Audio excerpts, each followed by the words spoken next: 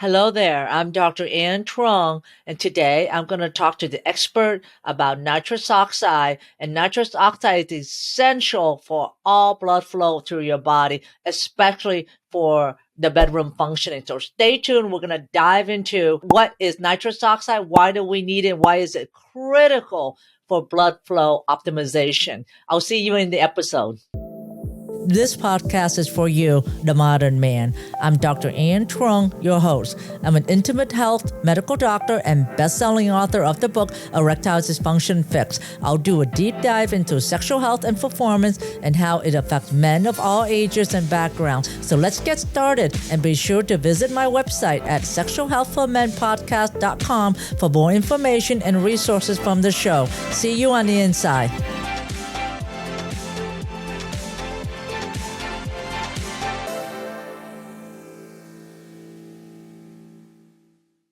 Well, hello there, modern man. I would love for you to stick around this episode because today I have Dr. Nathan Bryan. He is a PhD. He trained at the University of Texas, and he is one of the pioneer for nitric oxide. And if you've been listening to me, I've been talking about nitrous oxide for a while now, and he is one of the pioneer, and he also commercialized a product on nitrous oxide as well. So I'm so excited to have him here. And I was actually researching about him, and I reached out and asked him to be on the show. And he said, yes, and I'm so excited that we are having this conversation. So welcome, Dr. Bryan. Thank you very much, Dr. Truong. It's great to be here. Oh, great. I got tons of questions to ask you, but let's get to know you a little bit. So how did you get involved with nitric oxide research? Well, I've always been interested in science and medicine. I had a degree from biochemistry from the University of Texas, and then a PhD program in molecular and cellular physiology at LSU School of Medicine in Shreveport. And it was there where I was introduced to this whole science of nitric oxide. A Nobel Prize had just been awarded for its discovery. So we knew, the scientific community knew it was important, but there were still a lot of unanswered questions like how the body produces nitric oxide, what goes wrong in people that can't make it, what are the clinical consequences of such, and then at that time, there were really no safe and effective therapies or technologies to recapitulate and restore nitric oxide production. So for me, it was really an exciting area of research. My PhD advisor was a pharmacologist that had been in the nitric oxide field for the previous 15 years. And so it was just an exciting time in science and medicine. So you were there at the right time, at the right moment, and had the right mentor at the right That's time. Exactly right. And we're glad that you are here. So let's dive into what the heck is nitrous oxide? Can you explain that for my audience to understand? What is it? Sure. Well, it's what we call a signaling molecule. So it's how cells in the body communicate. But the interesting thing about this cell signaling molecule is it's a gas. And it's a gas that's produced by certain cell types. And once it's produced, it's gone in less than a second. So when it's produced, it activates a number of second messenger systems.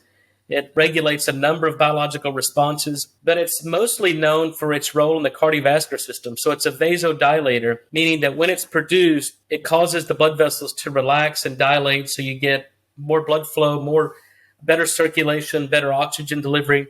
So it's the Nobel Prize was awarded primarily for its discovery in the cardiovascular system. But now fast forward 30 or 40 years, we now know that it's involved in, our immune system. It's how our body fights off invading pathogens from viruses and bacteria. It's a neurotransmitter in the central nervous system, and it controls protein structure and function. So one of the most important effects of nitric oxide is oxygen uptake and oxygen delivery. And as you know, as a physician, the past 3 years, we've experienced these chronic conditions of hypoxemia from COVID patients. And so that's really the end problem of the COVID is the loss of blood oxygen saturation, hypoxemia, and then eventually death. And it's nitric oxide that controls not only the oxygen uptake and oxygen delivery, but the vascular inflammation that occurs from the spike protein. Okay. Yes. So the main thing about nitrous oxide is that holds the oxygen. Is that what you're saying? And how did we conceptualize, how does nitrous oxide involve in the blood flow? That's why I like to kind of separate. Is it part of absorbing the oxygen, or is it part of helping the blood vessel dilate? Well, it's both. And I guess they're two completely different mechanisms. So in terms of improving blood flow and circulation, our blood vessels are kind of compliant and vasoactive, meaning that when nitric oxide is produced, you can dilate the blood vessels. Then obviously you get better blood flow and circulation. If you've got, constricted blood vessels, then your blood pressure goes up. You lose the regulation of blood flow. So that's on the vascular control of things. But in terms of oxygen delivery, we know that for oxygen to come off hemoglobin, and this is a very complicated biochemical process called the Bohr effect, but when we breathe in oxygen, it binds to the iron of hemoglobin in our red blood cells. And then when that red blood cell goes from the arteries to the veins, it releases oxygen, picks up carbon dioxide. Then we exhale the CO2, we pick up oxygen. This is the cardiorespiratory cycle. But if nitric oxide is not bound to hemoglobin, oxygen does not come off. So it's now the cardiorespiratory cycle is now considered a 3-gas system. So unless you have ample nitric oxide production and the signaling aspects of nitric oxide on hemoglobin, you can give 100% oxygen, you can put people on a mechanical vent, and we've seen that that's not always sufficient for raising their blood oxygen saturation. You have to restore the functionality of nitric oxide. Okay. So we need nitrous oxide. If we don't have nitrous oxide, we die, right? No, that's exactly right. Your cardiovascular system fails. You get inflammation, oxidative stress, and immune dysfunction, which are hallmarks of every chronic disease, and you cannot deliver oxygen. And obviously, if you don't understand how important oxygen is, try holding your breath for 6 minutes.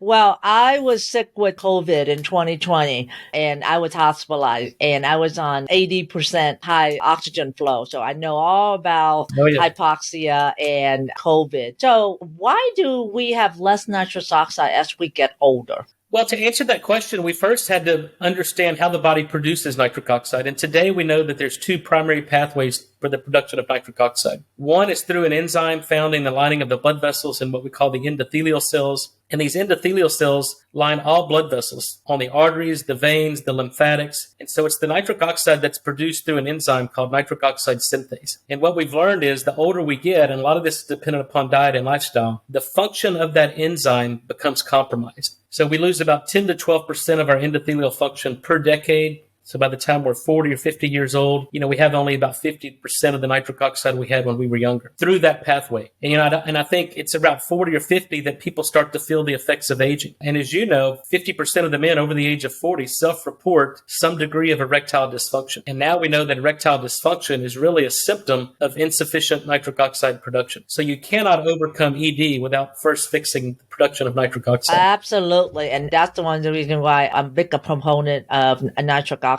discussion and understanding the physiology of it. Let's backtrack a little bit and talk about what is an enzyme and how does this nitrous oxide synthase become dysfunctional because of what factor? Right. Well, without getting too technical, this enzyme, so an enzyme is just a protein that performs a biochemical reaction, right? And so this nitric oxide synthase enzyme was discovered to convert L-arginine, which is an amino acid, a semi-essential amino acid, into nitric oxide gas. And then you get L-citrulline, which is another amino acid, as a byproduct. And this is a very complex, complicated 5-electron reaction that's both energetically and kinetically unfavorable, which means, you're pushing a lot of things uphill to make nitric oxide through this pathway. And so there's a number of things that cause uncoupling of this nitric oxide synthase. So for instance, a high glycemic diet, you can get sugar attached to the enzyme, similar to sugar attaching to hemoglobin that we measure as hemoglobin A1C. But sugar sticks to these enzymes and makes them dysfunctional. We have oxidative stress due to an inflammatory diet or just inflammation from normal occurrences in the environment that cause oxidation of a cofactor called tetrahydrobiopterin or BH4. And so all this leads to NOS uncoupling and insufficient nitric oxide production. And we call this endothelial dysfunction, right? So endothelial dysfunction is now known to precede most, if not all, chronic diseases. Endothelial dysfunction, insufficient nitric oxide production precedes the structural changes we see in the vasculature by many years, sometimes decades. Wow. So it's a bad diet and oxidative stress, which then affect the function of the enzyme nitrous oxide synthase. Right. And That's right. So what you're saying is that you can actually improve the function of the nitrous oxide synthase if you control your diet, if you eat a better healthy diet and a better lifestyle modification to decrease the oxidative stress. Is that possible? Yeah. Well, No, it is. The standard risk factors we know for cardiovascular disease and even erectile dysfunction, whether it's, obesity, poor diet, smoking, chronic alcohol use, sedentary lifestyle, all of this leads to endothelial dysfunction and the uncoupled nitric oxide synthase. So simple diet and lifestyle in most cases can overcome that and restore the function of the enzyme. But I think it's important to point out there's some genetic issues, what we call single nucleotide polymorphisms or SNPs in certain enzymes that put people at increased risk of nitric oxide deficiency. So obviously, if you have a SNP in the eNOS enzyme, then you're not going to get nitric oxide. The one that's most prominent that most people don't recognize is an enzyme called methyl tetrahydrofolate reductase, or the MTHFR SNP. And that enzyme is involved in detoxification. It provides methylation to detoxify certain things, but it also is the enzyme that's responsible for the reduction of biopterin to tetrahydrobiopterin, and then that feeds into nitric oxide. So if you've got a patient with an MTHFR SNP, then they're by definition nitric oxide deficient and they have endothelial dysfunction. So that's a little bit more difficult to overcome because it's a genetic problem. So now we have to be able to overcome that genetic problem and provide a source of nitric oxide that the body's otherwise unable to produce.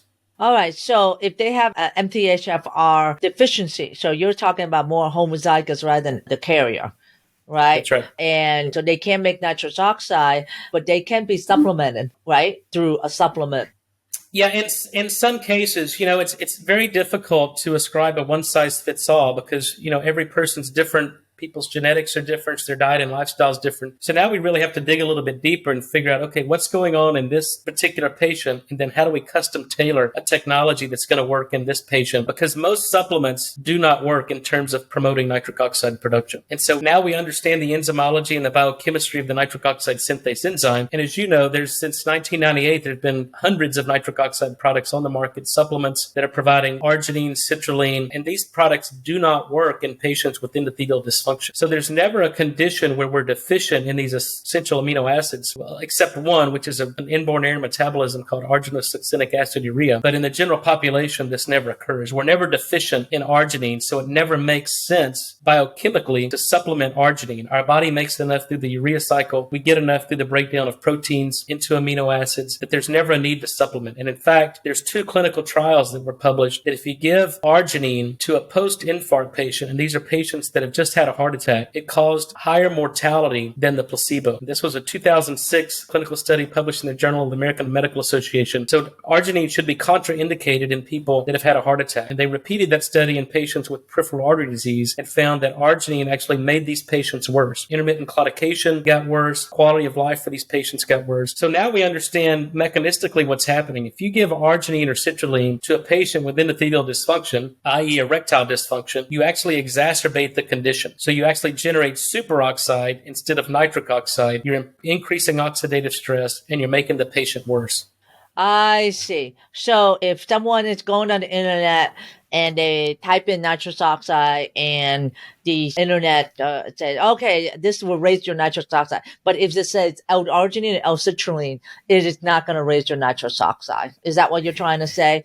Yeah. No, that's exactly right. In patients with an uncoupled NOS, i.e. endothelial dysfunction, the arginine and citrulline can actually do more harm than good. And so, there are a number of companies out there, and most of these companies have no science to back their products. They're just looking at the literature, following the latest trends, and then putting these ingredients, a laundry list of ingredients in there. So I'm not saying these products aren't good because some of these can have some good ingredients, but they're not nitric oxide products. And buyer beware, because if these companies don't know what they're doing and certainly don't understand your unique condition, it can do more harm than good. And so, that's kind of my passion now is to go out and kind of help educate and communicate the true science of nitric oxide so consumers can be educated and avoid those products that could cause more harm and really be directed toward products that are safe and effective in nitric oxide production. All right. I definitely want to pound on that because I see that all the time. And even in the supplement that are, supposedly, pharmaceutical grade doctors approve, it will say on their nitrous oxide, it'll just say, L-arginine, L-citrulline. So if you have ED or have heart disease and you want to increase your nitrous oxide, do not take a supplement that has L-arginine or L-citrulline in it, because when you do take it, it will actually cause more inflammation on your blood vessel lining, That's right. right? And cause more what we call radicals, which then in the end hurt your blood flow problem more than you're actually trying to help it, right? Now, why is it when you take the supplement L-arginine, L-citrulline, it doesn't increase nitrous oxide? Well, because the problem in these patients is that the enzyme that converts arginine to nitric oxide is broken. It's uncoupled. So taking arginine with a patient with endothelial dysfunction is like putting gas in a car with a blown up engine, right? You're not out of fuel. You've just lost the ability to utilize that fuel. And the other important consideration is, the body always responds to what it's given. And when you take arginine, it basically upregulates the expression of an enzyme called arginase, which diverts the arginine away from nitric oxide and then excretes it through the urea cycle through ornithine and urea. So again, biochemically, this has never made sense to me because there's never a condition where we're deficient in arginine. The problem is the engine or the enzyme that converts arginine to nitric oxide is dysfunctional, it's uncoupled, and so we have to recouple that enzyme.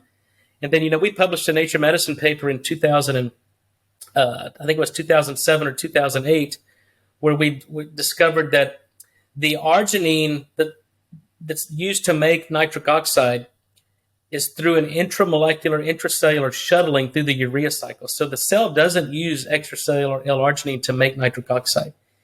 So it uses what's recycled through the urea cycle. So again, another point of evidence that it doesn't make sense to give arginine and citrulline. I've never understood this because citrulline is a byproduct of nitric oxide production. And so through normal biochemical reactions, there's always feedback inhibition that controls the output and the regulation of nitric oxide. So citrulline is like 2 electrons away from arginine, away from nitric oxide. So again, these are companies that are completely naive and ignorant in nitric oxide biochemistry, and they're just throwing ingredients together in a capsule, charging an absorbent amount of money, and really duping consumers. And for me, it's deceptive trade practice, it's deceptive marketing, and so we have to get the record straight and educate consumers so they can make informed decisions. Right. Great. And so the bottom line is L-arginine, our body makes plenty of it. There's no need to supplement it. But That's right. L-arginine goes to nitrous oxide, and nitrous oxide go to citrulline. So there's no reason why you should be buying L-arginine, L-citrulline. Hear that loud and clear, That's right. all right? Hear that loud and clear. And if you are buying it, it's like Dr. Bryan said, it's like putting gas on a car that the engine doesn't work. You're just wasting your money and wasting your time. So I want to go back to the other pathway, how to make nitrous oxide. And then I want to touch upon, so what's a good product that, we need to, that the audience and us need to understand, it will really help supplement the nitrous oxide. Okay. So what's the other pathway? So the other pathway, there's enormous redundancy in the human body. And nitric oxide is such a critical, important molecule that our body wouldn't be designed to have a singular pathway. So the other compensatory kind of backup pathway, if you will, comes through our diet. And that's through what we call nitrate, nitrite, nitric oxide. So you get nitrate from your diet, and it's found primarily in green leafy vegetables. Things like spinach, arugula, kale, beets are a popular item now. And then when we ingest these foods, 90 minutes after we consume these foods, the nitrate is taken up in our proximal gut, the duodenum, and then that nitrate is concentrated in our salivary glands. So now for the next 8, 10, 12 hours, we're secreting nitrate in the saliva, and that's providing the bacteria that live in the crypts of our tongue a substrate to respire on. And then these bacteria reduce nitrate to nitrite and nitric oxide. And then when we swallow our own saliva, we get a burst of nitric oxide gas in the acid environment of the stomach. So there's 3 things that must happen for this pathway to work. Number 1, we must get enough nitrate from our diet. And we know the standard American diet is deficient in nitrate because we're not eating enough green leafy vegetables. Number 2, we must have the right oral bacteria. So people who use mouthwash, people who use fluoride in their toothpaste, or are on antibiotics for an extended period of time, disrupt this oral microbiome, shut down nitric oxide production. And then the final step in this pathway is we have to have sufficient stomach acid production. And we know that there are over 200 million prescriptions written for antacids every year. This shuts down nitric oxide production. Clear evidence now that people who have been on PPIs, a specific form of antacids, for 3 to 5 years have about a 40% higher incidence of heart attack and stroke. So all of these steps are disrupting nitric oxide production. So now we have to start, interrogating your patients. Do you use mouthwash? Are you using fluoride in your toothpaste? Are you on antacids, whether it's prescription antacids or over the counter? These antacids were never approved for chronic use by the FDA. They're only approved for acute use for gastroesophageal reflux disease. But yet you've got patients that are taking these, been on these for 10, 12, 20 years, and the consequences are tragic. Increased deaths from heart attack and stroke.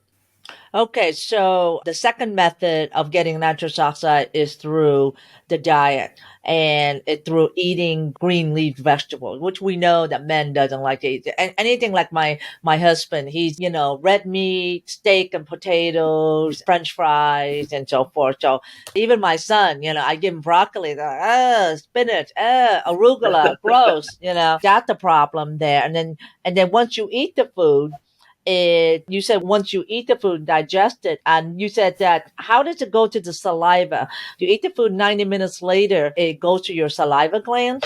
It does. So it's taken up across the gut. There's a specific transporter that takes up nitrate, and then it's taken up in the blood, and then there's a transporter in the salivary glands called the silane transporter, and that binds nitrate from the blood supply and concentrated in our salivary glands. So the concentration of nitrate in our saliva is typically 10 to 100 times higher than what's in our blood. And the same thing with nitrite, provided we had the right oral bacteria. And so, there's been a huge amount of research over the past 20 years on the microbiome, right? The bacteria that live in and on our body outnumber on human cells 10 to 1.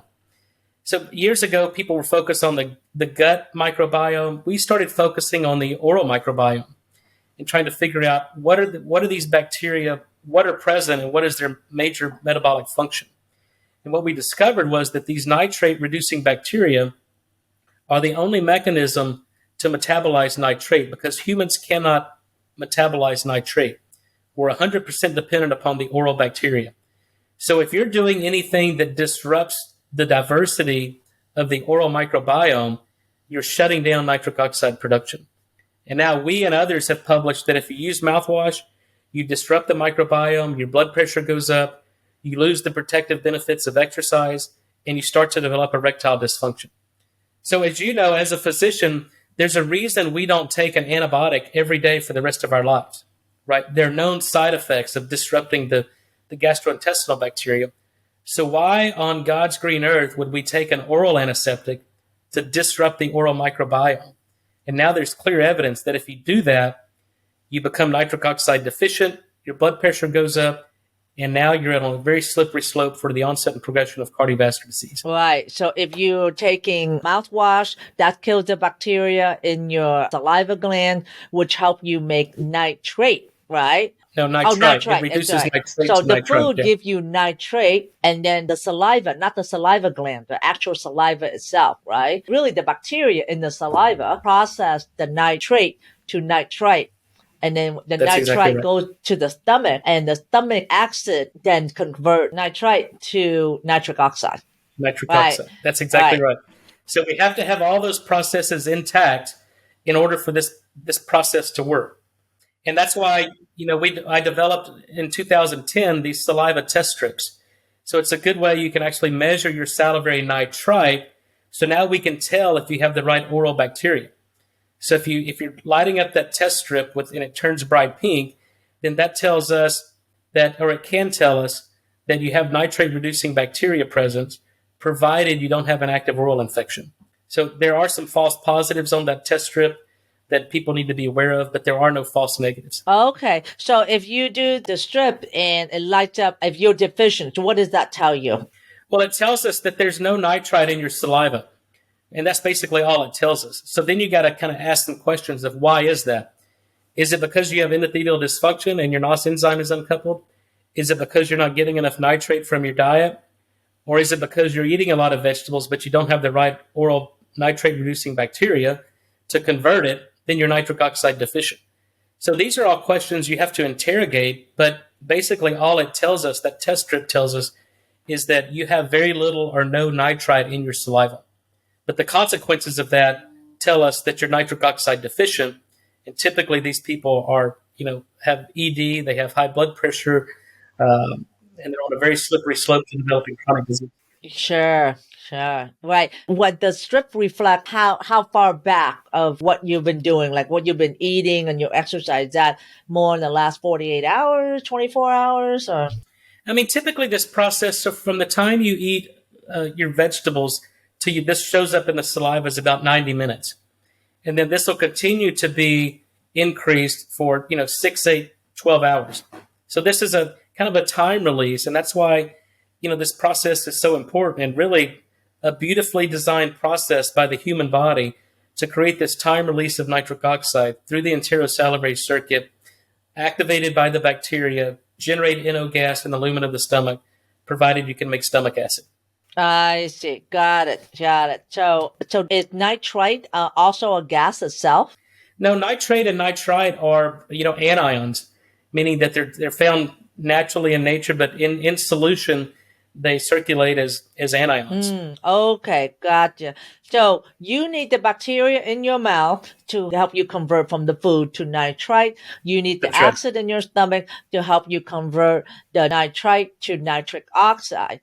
So therefore, if you use mouthwash and if you take antibiotic, or if you take acid inhibiting antacid like Protonic or Prevacid, Prilosec, Dexilant, Nexium, which I have to say a month ago I was taking that because I was having some reflux from all the jovial holiday food and consumption. I had to pop in some omeprazole myself to control my indigestion. So all that is not good because you're inhibiting the nitric oxide production in your body. So I'm going to ask this question in that. So and when we get older, we have less nitrous oxide. Is it because of these lifestyle factors that we do with the mouthwash, the medication, the poor diet, the not exercise? Is it a secondary effect, or is it just happen because we're just, self-senolytic?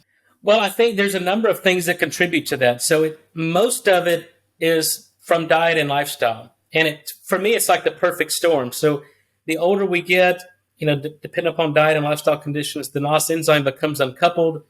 And as long as we're getting nitric oxide from our diet, that can fully compensate for endothelial dysfunction. So one can compensate for the other. But when you lose the ability to make nitric oxide in the endothelium and through the diet, then that's what creates the symptoms of erectile dysfunction, of high blood pressure, of mild cognitive disorders, and even Alzheimer's. It disrupts insulin signaling. You become insulin-resistant diabetic. You develop exercise intolerance. So all of these things contribute. I wouldn't say there's a single thing that contributes to, there are many things that contribute to nitric oxide deficiency. But the problem is most Americans have multiple things of this. There's 200 million Americans that wake up every morning and use mouthwash. And there's 200 million Americans have an unsafe elevation in blood pressure. I don't think this is coincidental. It's causal. 200 million prescriptions written for antacids every year. Poor diet, poor lifestyle, sedentary lifestyle. All these things contribute to nitric oxide deficiency. And it's clear. All you got to do is look at the general population, and there's very few healthy people anymore. 70% of the people around the globe are living with a chronic disease that's poorly managed. All right, so we discussed about the two ways your body makes the nitrous oxide and how you become deficient. And we were alluding to, okay, so what is a good supplement? Let's say your nitric oxide synthase is not working well. You do the strip, and the strip shows you you're deficient, and you're trying to eat your leafy green, but we lead busy lifestyles and you're still deficient. So what's a good supplement that somebody can feel to know, okay, this is a good supplement, when you're investigating? Because we know that when you type in nitrous oxide on Google, there are, 10,000, searches that shows up. What's a good supplement? Which one do you recommend? Well, I'll have to qualify that statement by saying I've developed a number of products that have been on the market. I have, 2 or 3 dozen issued patents, and so we've commercialized a number of products. But, I think I tell people that to increase nitric oxide production, you got to do two things. Stop doing the things that disrupt it and start doing the things that promote it. So we've talked about the disruptors. If you're using mouthwash, you have to stop. If you're using fluoride in your toothpaste, you have to get rid of fluoride. Fluoride's an antiseptic. It kills your thyroid function. It's a neurotoxin. And then if you're on antacids, you have to figure out somehow, work with your physician, and get off these antacids. So now, once you do that, you can moderate physical exercise is effective. Throw in some more green leafy vegetables, infrared saunas, or 20 to 30 minutes of sunlight a day. All of these promote nitric oxide production. But what I've learned over 25 years in science is by human nature that people want a quick fix, right? Most people aren't willing to change their diet and lifestyle. They want to take something. So we created some nitric oxide products over the past decade or so. And so, again, nitric oxide is a gas. And, this is based on over 100 peer-reviewed publications that I have in the medical literature. So our prevailing principle and guideline is if your body can't make nitric oxide, then we have to do it for you, right? So just similar to testosterone, if you have low testosterone and your gonads aren't making testosterone, then you have to give the body testosterone because otherwise it's not making it. It's a very similar principle in nitric oxide. If your body can't make nitric oxide, we have to do it for you. But we also, the thing that we did that goes the extra mile is now we understand why you're deficient in nitric oxide, and we can correct and restore the function of the nitric oxide synthase enzyme and restore the body's ability to make it on its own. So we've done that through my latest product. This is a lozenge. And I think it's very important for your listeners to know nitric oxide is a gas, right? So it's not a pill you can swallow. It's not a liquid you can take.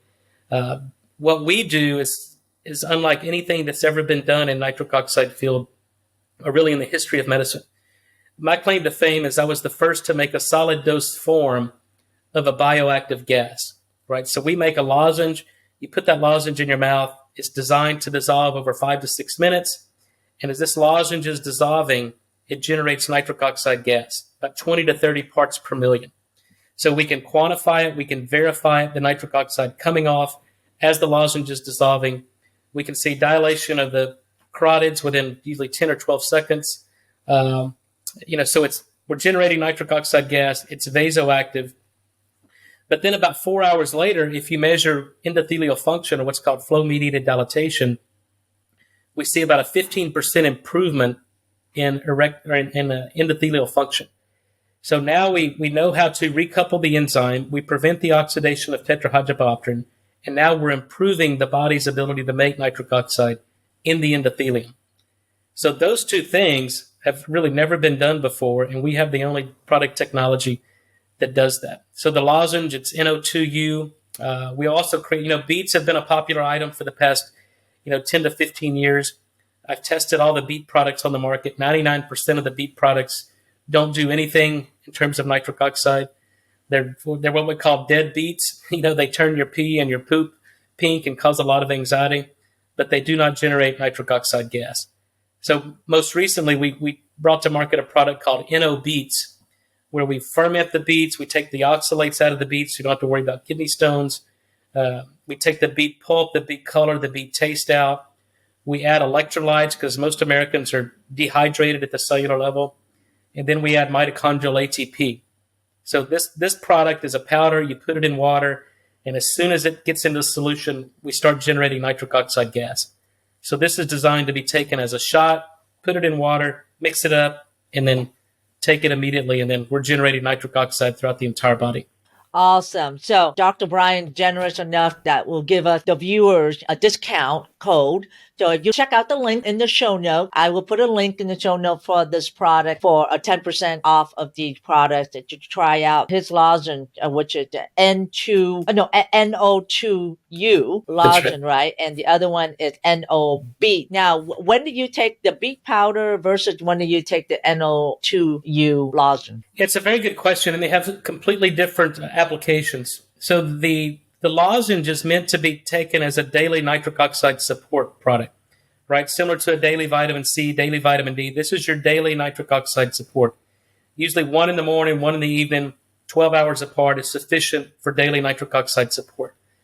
The beet powder, the NO Beets, we positioned as a pre-workout or as an energy drink. The global market for these really unsafe, dangerous energy drinks like the Monster, the Red Bull, the 5-Hour Energy, what we do is we provide a natural energy source. We improve circulation, we improve mitochondrial energy production. And so we hope and we feel that this is a great replacement for the caffeine stimulant-ridden energy drinks that most people are taking out there. And people can feel the effects of nitric oxide almost immediately upon taking. So for me personally, I take the lozenge first thing in the morning. I usually work out and go to the gym in the afternoon or the evening. So I'll take the beets, as I'm walking into the gym because it's rapid acting.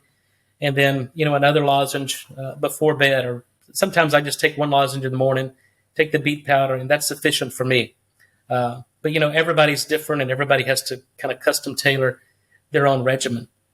But, just like anything, you can take too much nitric oxide. So I caution people, only use these products as directed because they're very potent. And if you take too much nitric oxide, you can get an unsafe drop in blood pressure. And in worst case scenario, you'll get methemoglobinemia. Oh, so what is that latter condition? What's the methemoglobinemia? Methemoglobinemia is a condition where you take too much nitric oxide or too much nitrite that then oxidizes the iron of hemoglobin, and you lose your ability to carry oxygen. So you become cyanotic, your lips will turn blue, you'll get pale, and you become hypoxic. Oh, my dear. Develop hypoxemia. Okay, so do not take more than you need. So, as we're human, right? We're like, we're going to chug it in. Oh, the magic, the better. So you shouldn't be taking more than 2 lozenges a day. And then can you add an extra beet powder on top of the 2 a day? And what's the maximum amount? Just make sure what's the maximum amount you don't want to go over? Yeah, just don't take either the lozenge or the beet powder within 3 to 4 hours of one another. So I think as long as you do that, this is extremely safe. We've got, drugs in phase 3 clinical trials now for COVID, for ischemic heart disease, for ischemic non-obstructive coronary disease. We've got a drug program around Alzheimer's, transient ischemic attacks. So we're taking our core nitric oxide technology and now putting this into FDA clinical trials to where hopefully, and I'm confident, we'll have nitric oxide-based therapies, not just over-the-counter products, but approved FDA drugs for the treatment of many chronic diseases in the future. Well, that's awesome. This just seems to be like miracle supplement. It's not even a drug. It's a critical gas that our body needs to survive. And now we can get it through a lozenge or a powder. And it's even better than taking, a calcium channel blocker or, a prescription medicine, really, right? I mean, that's what anti-blood pressure medicines are, is to really, open up your blood vessels and dilate your blood vessels. So, and of course, you got to couple that with lifestyle modification. So how much is too much? Let's say if a person buy this, so how much shouldn't they take? If they take 2 of the NO2U lozenge and then 1 NO beet a day, what's too much? You don't want to take more than that. Well, I think, I always encourage people to consult with their physician because if, these are dietary supplements not intended to treat, cure, prevent, or mitigate any disease process. But I think what we've learned is that working with your physician, you can now start, for I think the first time in the history of medicine, start to have a discussion of how do we get off drugs, right? Because if you fix the body's own biochemistry and physiology, there's no need for drug therapy. And you make a very good point. If you have high blood pressure, they put you on a calcium channel blocker, an ACE inhibitor, an ARB. But yet 50% of the people that are on prescription medications don't have managed blood pressure. And that's because none of these drugs are affecting nitric oxide production. The reason most people get high blood pressure is because they've lost the production of the main vasodilatory molecule, nitric oxide. So if we're restoring the production of the major blood pressure regulator, then you can start to work with your physician and wean people off of ACE inhibitors, ARBs, calcium channel antagonists, beta blockers, these drugs that really make people feel awful and contribute to a lot of other symptoms, unintended consequences. Well, not only that, those blood pressure medicine will also affect your bedroom performance as well, too. Absolutely. Yeah. Most of them, especially the beta blockers, the number one side effect is erectile dysfunction. Mm-hmm. Right. So just to answer your question, in 2012, we published a paper in the American Journal of Human Genetics where we had a 15-year-old patient with uncontrolled resistant hypertension where all prescription medications were ineffective at normalizing his blood pressure. So we gave him our lozenge in a 15-year-old kid, and we were using blood pressure as kind of the dosimeter for how much of the product he would take. And so this particular kid had to take one lozenge every 3 to 4 hours. He was taking 5 a day to manage his blood pressure. So I'm not saying this kid had a rare genetic disorder, an orphan disease called ASA. So that's not the general population.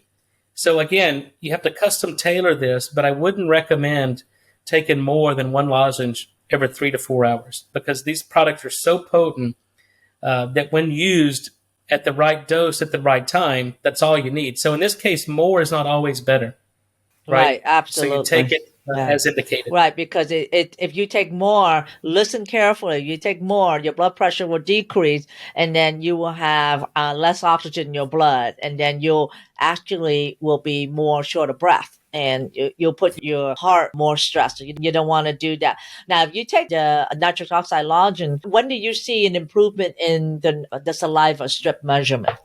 Well, in terms of, I'll kind of expand upon that. So when you look at the physiological effects of the lozenge, there's certain things you can do. So for one, if you have normal blood pressure, it's not going to lower your blood pressure. And that's a very important safety consideration, because you don't want to lower someone's blood pressure with a normal or already low blood pressure.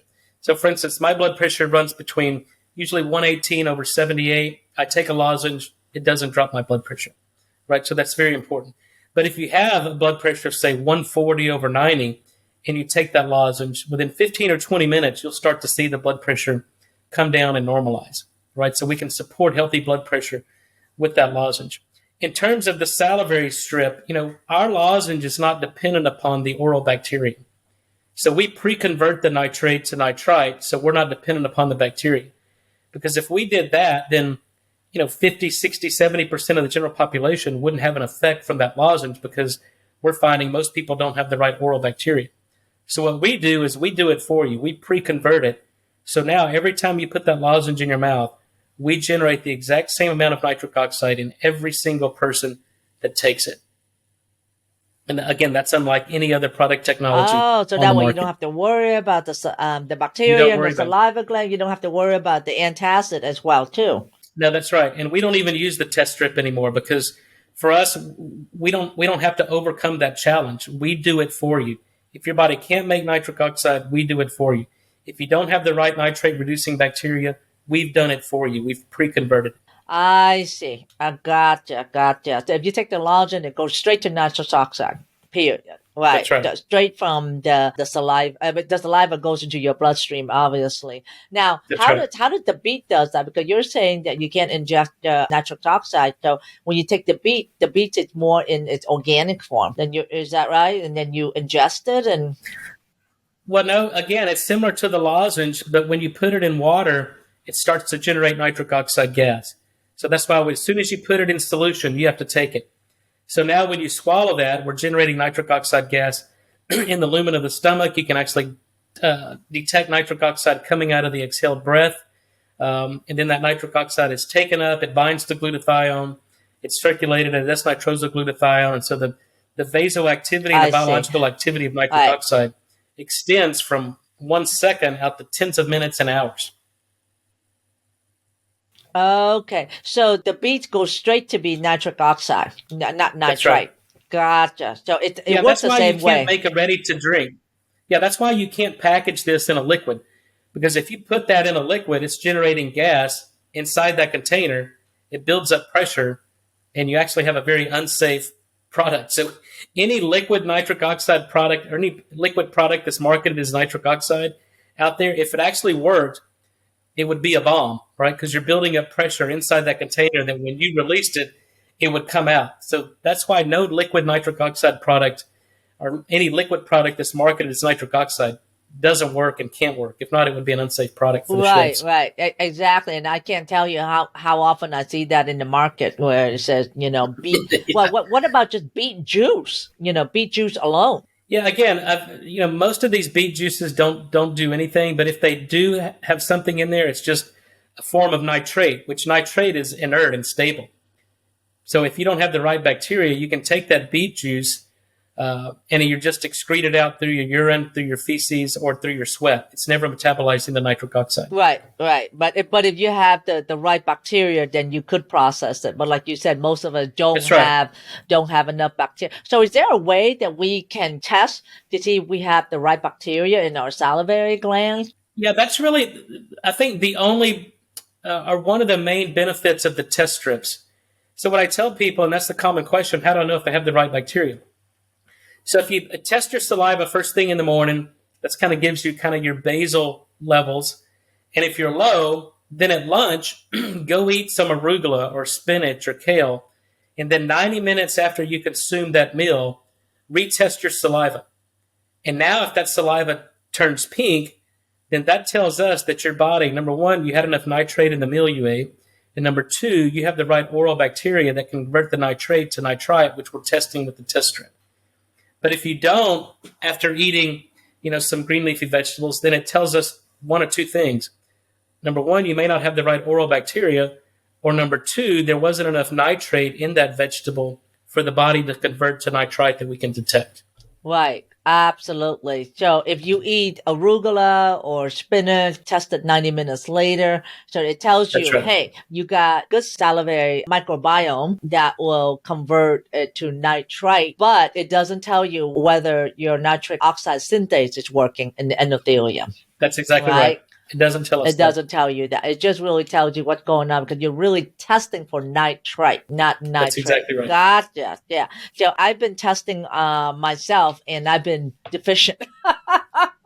So the strip is showing me that I'm deficient. So that means that I don't have the right microbiome and that I need to. So let's recap. So I love what you said. Stop doing what is decreasing production and promote increased production. So to recap, stop taking mouthwash and fluoride toothpaste. Stop taking antacid. Try to get more sunlight, infrared sauna. So to promote is eat a healthy diet like a Mediterranean or DASH diet. Do you recommend? Yeah, I'm not a big fan of these extreme diets, like one way or other, straight vegan or straight carnivore. I think we as humans get our nutrients from a diverse supply of food. So for me personally, I eat more of kind of a ketogenic diet, a lot of protein, vegetables, salads. I try to avoid simple carbohydrates, processed foods, sodas. I don't drink sodas. I typically just drink purified water without any chloride or fluoride in it. And then, that's typically that. And I also work out every day. I travel a lot, so it's not always easy to eat a healthy meal. And I think that's why, these supplements are so important, because if we're not able to exercise or eat a healthy meal, then this provides kind of that source of nitric oxide that we aren't getting from daily activities. Wonderful. And I wanted to ask you this. How does infrared sauna or infrared light in the sun help promote more nitrous oxide? Well, there's certain wavelengths and frequencies. So both from the UV side, and we use this in the research lab, you can actually use ultraviolet light to cleave nitric oxide that's bound to a cysteine thiol. So when nitric oxide is produced, it reacts with sulfur compounds on proteins or on glutathione and binds to it. So UV light will actually liberate that nitric oxide and make it vasoactive. And then the infrared side, when nitric oxide is produced, it can bind to metals also. So the frequency of the energetics of infrared, and it's really full spectrum infrared, will knock nitric oxide off of metals. But the problem is, if you're nitric oxide deficient, you have less of these photolabile stores of nitric oxide to be liberated by the sun or infrared. So I'm a big fan of infrared saunas. I have one in my house. But before I go into the sauna, I take nitric oxide. So now that red light therapy is actually more effective at liberating nitric oxide, and you're going to get more therapeutic benefits of the infrared light therapy. All right, for the infrared light therapy. The same thing with the sun. That's right. Gotcha. About 20 to 30 minutes in the sun. So you don't have an expensive infrared light therapy to go out in the sun, right? All natural sun, right? That's But right. the sun, Natural is yeah, best. and the sun is also will reset your circadian rhythm as well. So I always advocate first thing in the morning, go out in the sun for about 20 minutes because, you have that photobiology stimulation would then, That's exactly right. reset your circadian rhythm. And now we know that it can also unbind the nitric oxide as well too. Well, there's clear evidence, both epidemiologically and observational studies that, sunlight and infrared can lower blood pressure, and that's a nitric oxide effect. Mm. And epidemiologically, we know that people that live in Scandinavia and the northern hemisphere have higher blood pressures as a population than people who live near the equator. It's the time of exposed to sunlight and liberating nitric oxide. Obviously, there are a number of other factors that contribute to that, but that's just a very important observation. That is why you feel better when you're out in the sun. You Absolutely. feel happier, and maybe that's why I like to be at the beach so much. And I like going to the south, like particularly like in Florida. I'm on the East Coast. You're in Central, and favorite place of mine is in Texas because both my kids were delivered in Houston, Texas, and it's a special place for me. So we cover a lot of air. Where do we get it from? Why are we deficient? And so what's the difference with taking the nitrous oxide supplement compared to taking it from food? People would say, well, I eat healthy. I can get this from food. So how much do you have to really eat of the kale, the arugula, the spinach to really supplement? Well, you have to have the processes intact in order to extract nitric oxide activity from foods. Mm. So number one, you have to get enough nitrate from your diet. We published in 2015 that there are regional differences. So you need at least 300 to 400 milligrams per serving.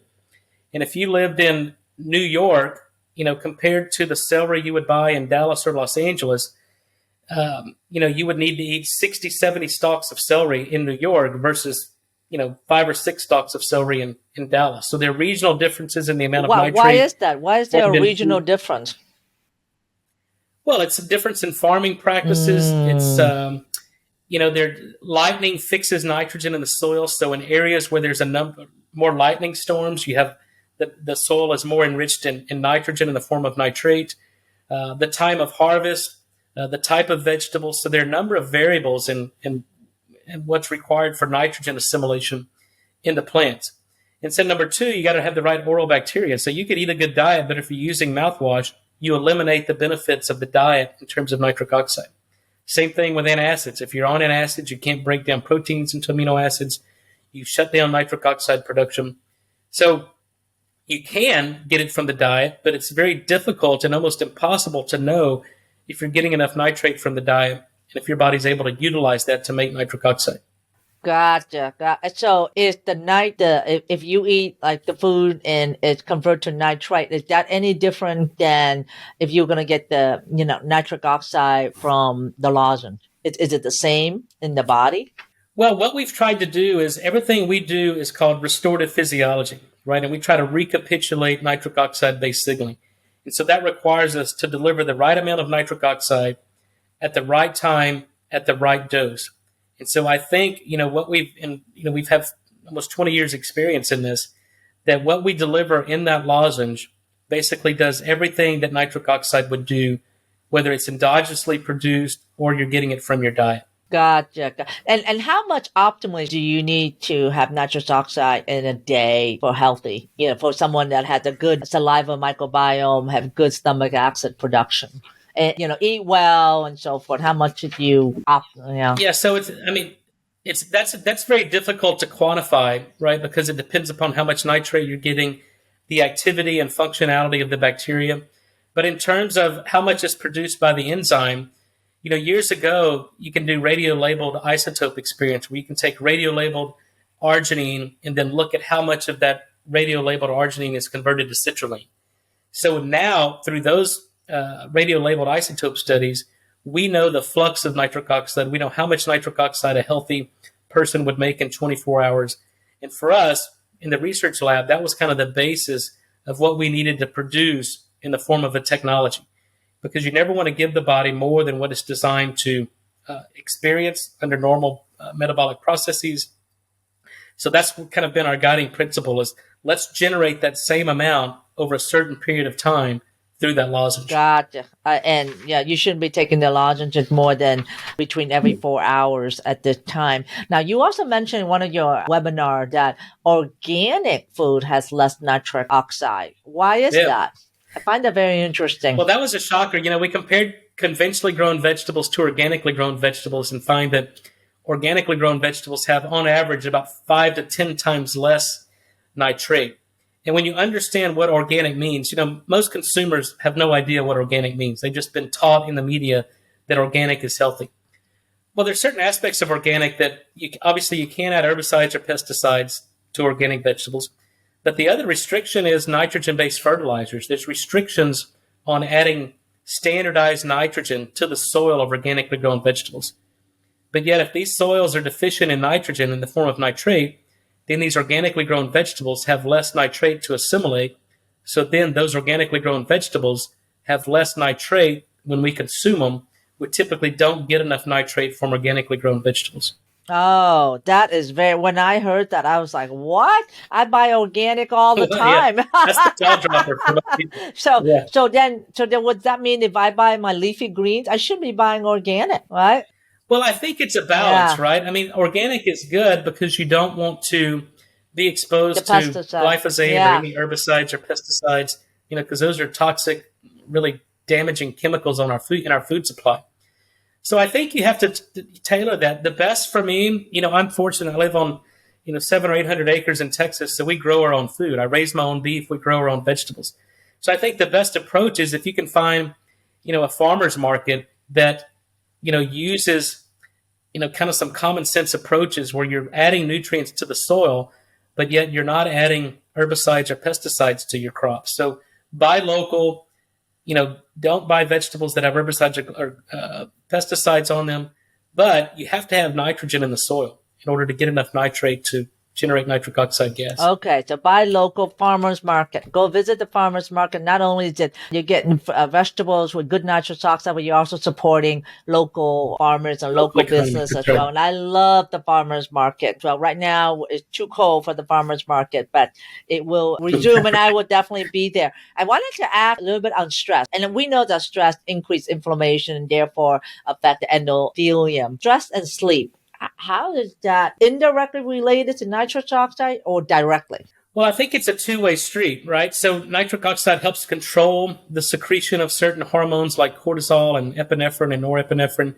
It certainly regulates the autonomic nervous system. But increased stress, increased cortisol levels shut down nitric oxide production. So that we know that, chronic stress, chronic elevated cortisol levels, people develop vascular problems, high blood pressure. It's multifactorial, but certainly there's a role for nitric oxide in that. And then sleep is critically important. It's during sleep that we heal, we regenerate, our stem cells go to work. But in people that don't get sleep or who mouth breathe, the mouth breathers are disrupting the oral microbiome. They become nitric oxide deficient. Oxygen is needed to make nitric oxide. And if we're not getting oxygen delivery, if we have sleep apnea, then nitric oxide production during sleep doesn't occur. We don't mobilize stem cells. We don't heal. We don't regenerate. And we wake up tired.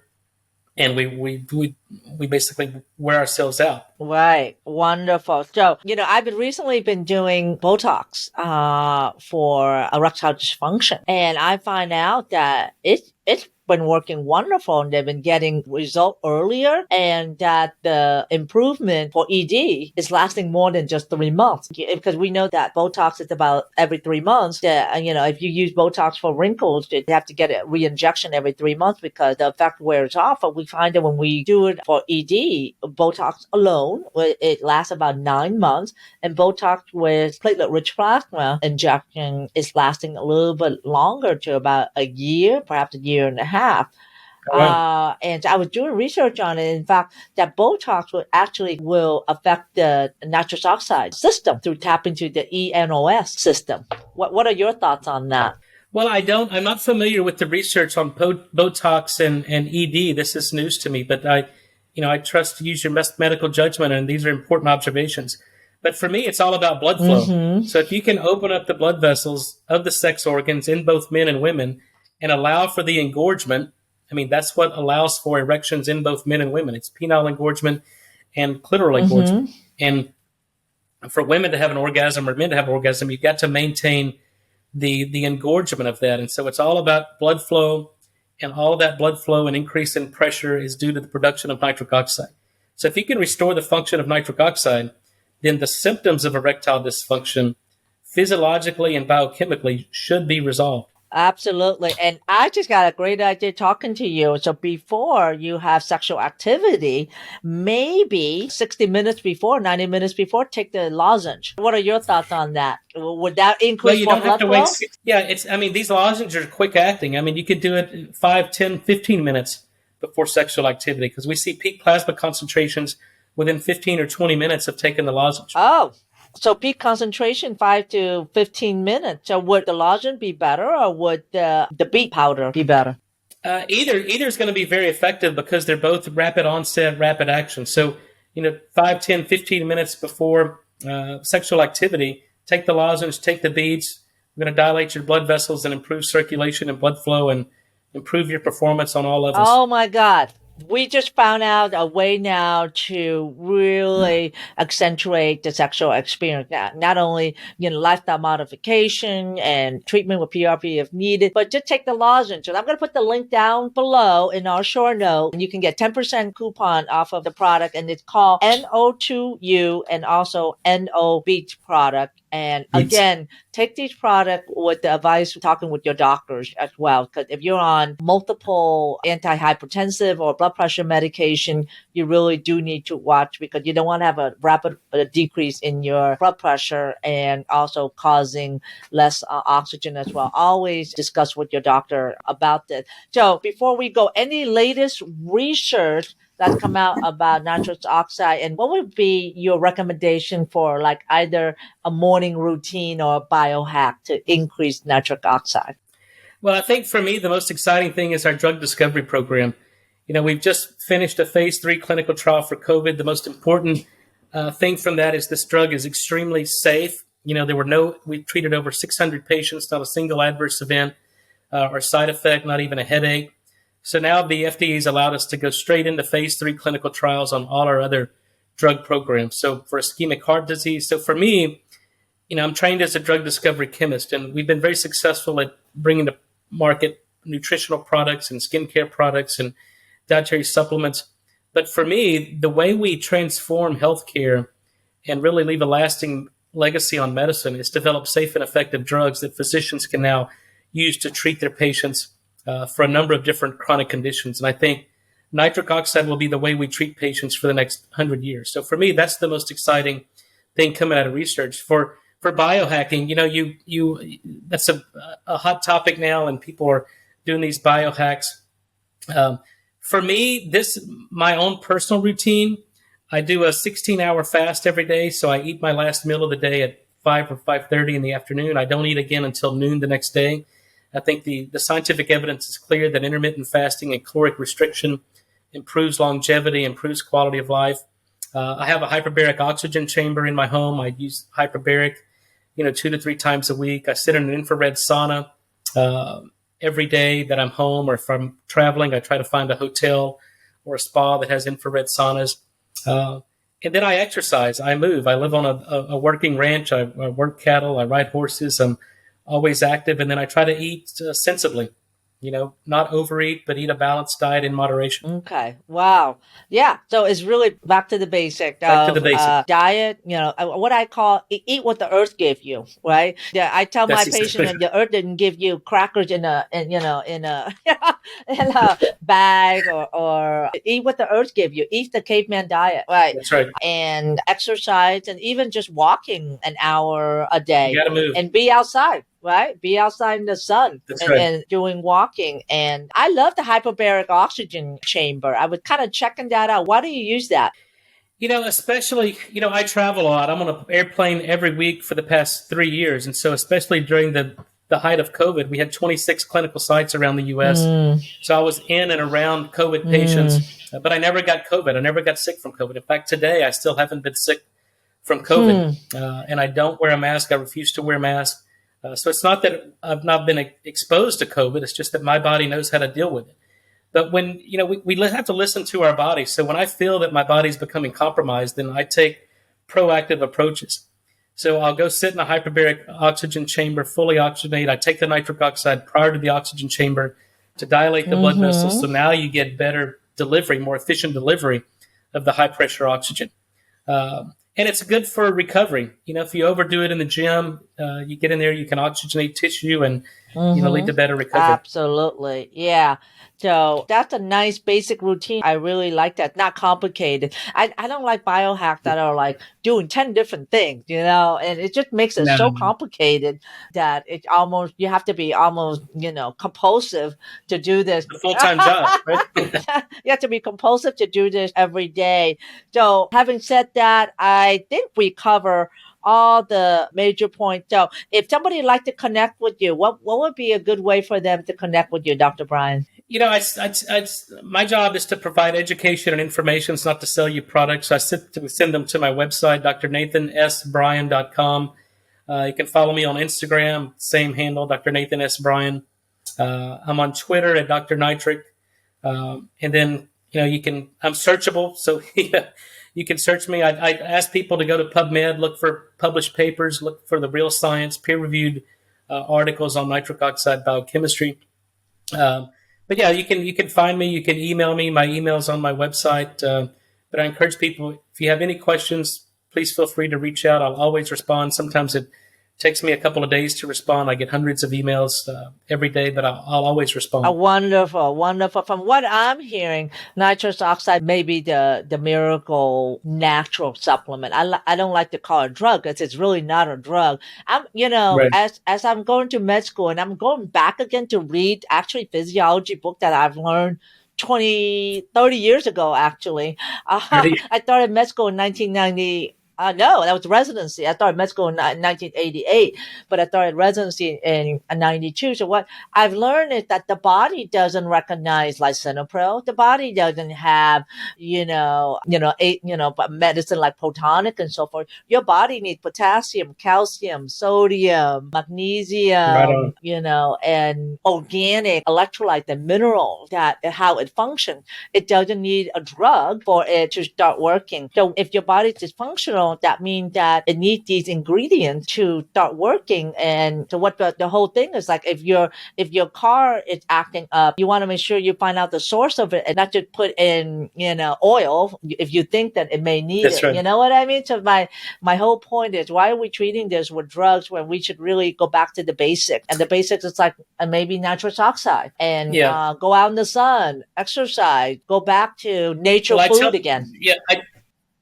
I tell people what I've learned in 25 years of academic medicine and basic science research is that people get sick for two reasons and two reasons only.